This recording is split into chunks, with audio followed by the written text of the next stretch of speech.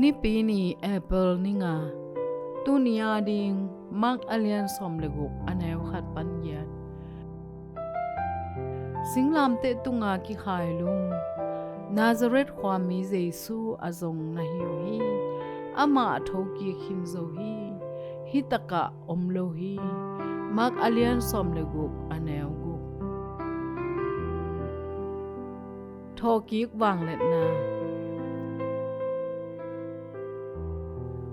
Loretta may sap sumpen angay sangin tampi na katawin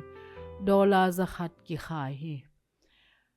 ama natapa kya nga taupan hong sik ding chi hi tuani ma in Loretta in anaw tumpa kyang pan lai kha nga hi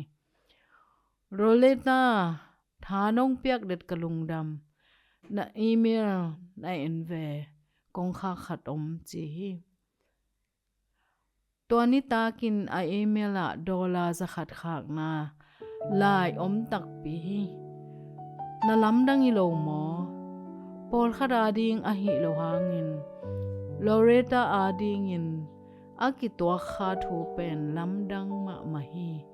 anung ta pasyanin ama ki sapna sikding chi in lamet na nei deni Loretta lamet na in Jesu thoki na to ki sai thopiang te laka thei be ding khat hong lakhi sabat ni akhen hit chang in numei thumin Jesu luang azut na ngun zanam toi leyu hi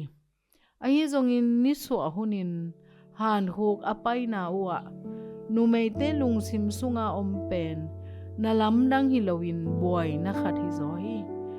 kwa in han huk kong wang huk na song tum hong li khiat sak ni hiam ki chiu hi hibangin adot na uwa amaw lung sima theinop na le muan la na ki heli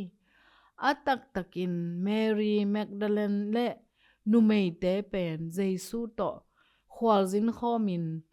Jesu wang let na amute a hiu hi bangi tale avekun to jing sanga azonu pen Jesu luang po dinga pai hi zo hi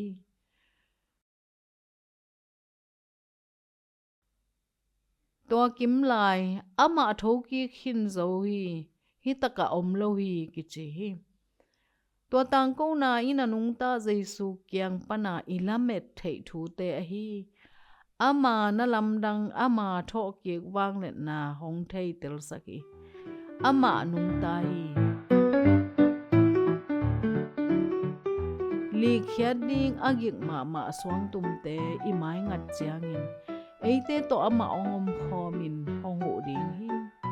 to pa pen han khok sunga omlo hi ama thoki tak tak hi to pa bol na lamdang te na mungi hiam Jesu thoki wang let na pen